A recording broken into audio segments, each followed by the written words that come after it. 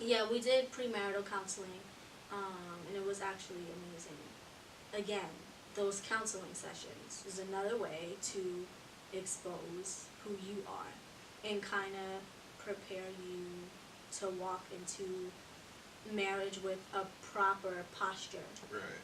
Um, and that's what it's for. I would suggest to everyone to invest into premarital counseling.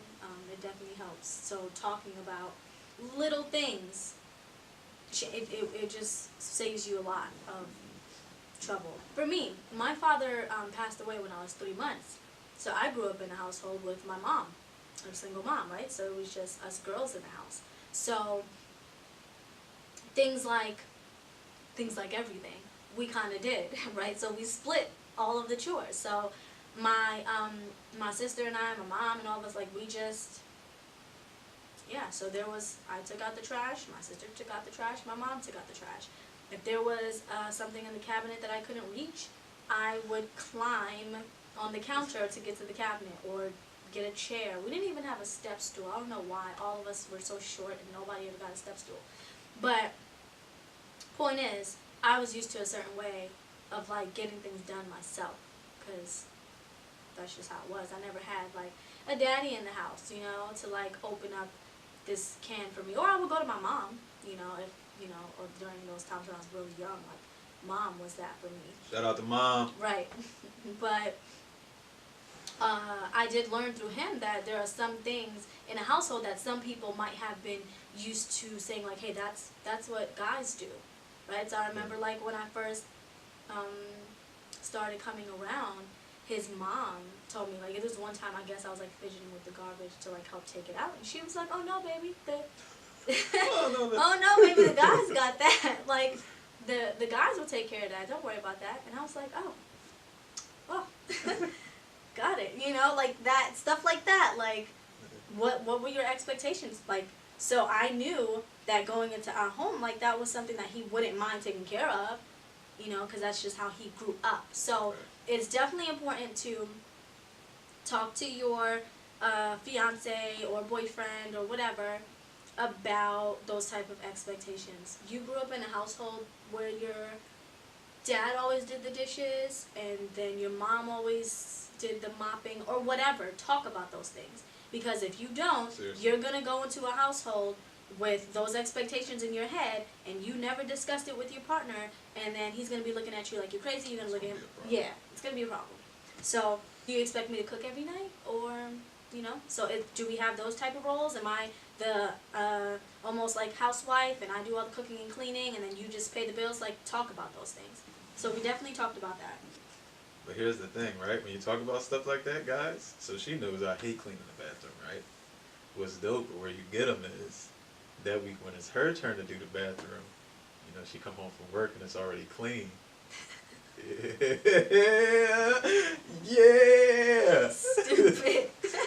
Nah, but stuff like that, Yes. little stuff, man, it counts. Like, yeah, that definitely does. Little stuff counts. Because that shows that, because I know he hates it and he did it anyway just because I had a long day at work. Right. Yeah. I learned a lot myself personally, as far as what truly, what what the man is responsible for Right. in a marriage. It's more than, you know, I'm the head, I call the shots. It's more than that. I'm literally responsible for her. This is my first ministry. Yeah. So if 10 years down the line, if she has low self-esteem, if she has no fruit in her life, if all her gifts are dormant, that falls on me. You know what I mean? I'm supposed to be her covering. I'm supposed to be the one that pulls that stuff out of her. That was really important for me, um, to learn honestly what my real role is, as a Christian husband. That was crucial for me. It kind of opened Yeah. my eyes to a lot and say, okay, this is what you're really walking into. So that was definitely dope. That was premarital counseling is very, very, very important. I was gonna say, when we were talking about responsibility to each other, like, pretty much you have to love shut up, you have to love your spouse like you love yourself. Like, that's ultimately You have to. the responsibility. You have to think about it like that. You have to think about it like that. If you harm him, you're harming yourself. If you are neglecting him, you're neglecting yourself. It'll come back and bite you in the butt. You're only hurting yourself. Y'all, once you get married, you're one person. Mm-hmm. That's it. So you wouldn't, willfully, do wrong to yourself. The next question. Let me answer number 7 was, did you have an intimate wedding, details of the wedding, and the budget of the wedding? So we spoke on it. Yeah. Budget was small. It probably in total came to maybe about, once we got everything, maybe like 6 or 7? Probably like 7. 7,000. It was probably 7,000.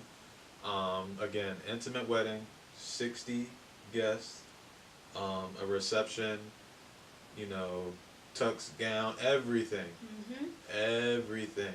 Have you always been vegan? If not, how did you go about transitioning into it?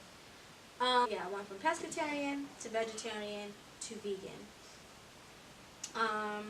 And you got to be very careful with it. Because I remember 2 years ago I went to the doctor, and my doctor said to me, she was like, I would never say this to anybody, but you, my friend, are a little too healthy. She was like, you're a little too healthy. Like, I need you to go grab a burger and fries and put extra salt on it. Like, you have, so you know how we have like good cholesterol and bad cholesterol? I don't remember which, I think the good cholesterol. I didn't have enough cholesterol. Like, she said, yo, you barely have any cholesterol. Like, get it together. Right? So she like wanted me to start eating meat again and all that, and I was like, I'm not doing that. But I'm a big believer in just balancing. So if that means the majority of the time you are eating plant-based, and then every couple meals you have some chicken, yo, eat your chicken. You get what I'm saying? It's like balancing, doing what's best for your body. Some people who transit, like they, if they feel very sick, they're, feeling like they're going to faint. They're, different things are happening. So make sure that you do it, slowly, and you're just, substituting properly. Eat your beans and take supplements. Buy multivitamins. Just make sure you're doing that, and you'll be alright. How long have you been together? What was the first time you met each other's parents? Or how was the first time you met each other's parents? Okay, how long have we been together? We dated for a year. And Got engaged for 2 months. We've been married for 4 months. A year and 6 months? Yeah, We've been a together? good year and a half. Year and a half. The first time I met her mother, again, I'm a very shy guy. It takes me a little bit to warm up to people. So for me, like internally, like I was like all messed up. Melting. Right, I was like, I didn't want to like move nothing the wrong. I didn't want to touch nothing. For me, it was pretty rough. Like internally, the thing is, her mom's mad cool. She's like extremely cool. But that first time, and I think I actually stayed the night that first time. Oh yeah. So that made it like even like I was sleeping straight the whole night. I didn't want to move. I was in the living room on an air mattress, but I just didn't want to like do anything wrong or anything. Right. But oh yeah, just so you guys know, like with that, when I said that I had traveled every weekend to visit him in Jersey, yes, his parents would let me stay with them every weekend, and so our thing was we had blow up mattresses. And I remember that first night I slept over your house, and we were like texting each other from separate rooms. Oh man, I forgot about that. Wow. I'm like, I miss you. Our mushy gushy stage was bad. See you in the morning. Our mushy, it was bad. We were on cloud 500. 1,000, man. But yeah, that time was definitely awesome. Funny moment though. The first time we introduced our parents to each other. That's savage. So they drove to New York, and we all went out to eat to go grab Miss Lily's. We went to Miss Lily's in Soho, and our parents decided to play a trick on us, like a prank. Full-blown prank. And whose idea was it? My mom, of course. Of course. Because she's just loony. She's silly. So my mom decides to go to his mom, and I'm like, yeah, girl, we should prank them. Blah, blah, blah. So they go, so we're in the restaurant, we order our food, and then they go to the bathroom. My mom gets up and says she has to go to the bathroom. And then his mom gets up as well. So they're both in the bathroom. So they come back to the table, and then his mom, no, they both sit down, and they look like really, like, upset, like, pissed, like, their faces are all, like, you know, like, pissed. And I'm like, what's wrong? Like, I just asked him, like, Mom, are you okay? Like, what's wrong? Whatever. And then his mom, like, before I even can get all my words out, his mom's like, is the food ready yet? Did the food get here yet? Because I'm ready to go. And I'm like, now, granted, I know my mother. Her demeanor is not like that. yeah. That has never come out of my mom's mouth before. So I think I'm looking at her. I turn like. So in this moment, everything, you know, I'm with my dream girl. I'm like, yo, we about to get married a little bit. Parents meeting up, all that. In that moment, I thought everything was done. Crumbling. I was like, no. How? And I was like, in my head, I was like, they had to do something crazy for my mom to have that type of reaction. And you're right, because his dad was there too. Like, so my mom, both his parents, and his dad is sitting at the table. That was bad. And then he's looking like, what happened, right? That was bad. So his mom goes, yeah, is the food, because I'm ready to go.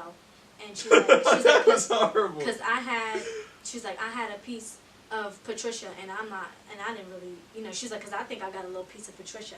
Patricia's my mom's middle name.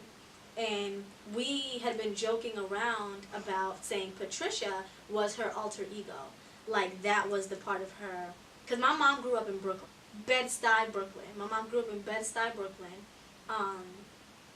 So, my mom, she's, like, sweet, but she's spicy. She's spicy. Oh, man, that's how you described your mom. No. Ah!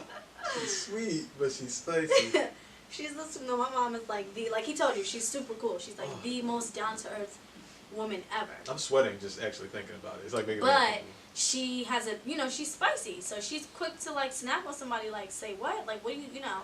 So when his mom said, you know, yeah, like I experienced Patricia, I was like, we both didn't even say nothing. We were just sitting there like. No, I remember I said something to my mom. I was like, Mom, what did you say? Oh yeah. Like. I didn't say a word. I was like, Mom, what happened? Like, what did you do to her? Or something. Because I just knew. But no. So we were both pretty much like stomachs dropped on the floor, pretty much almost passed out, like, oh my God, what? Our mothers just got into a fight in the bathroom. And then they just start busting out laughing. They laughing. start busting out laughing. And Justin and I look at each other like, bruh. No, they didn't. Yeah, it was. They had us for a couple minutes, like our lives were over, because we were like, no, this can't be happening. What were your exact prayers when you were asking God to send you a husband? That's your question. I kind of touched on it earlier. I got to a point where I was like, you know what, God, I'm done. I'm done worrying. I'm done trying to force relationships. I'm just done, you know, and you compare yourself to others. You're like, such and such is engaged. This person's doing with this person. Like, so it can be discouraging at times. So I was just like, you know what, God, I'm done worrying. I shouldn't worry. Your word says not to worry. So, you know what, forgive me. And I'm kind of, you know, taking a step back. Just send him. You know who he is. Give me the wisdom and the patience to be ready. The discernment to be able to know, and yeah, I just leave it in your hands, and that was it. I mean, I didn't like fast and have all night prayer about it. I just kind of backed off, you know. I just was like, I wasn't answering those texts, you know, of just like, hey, what you doing, what's up, big head, those, wasn't answering them. left those alone.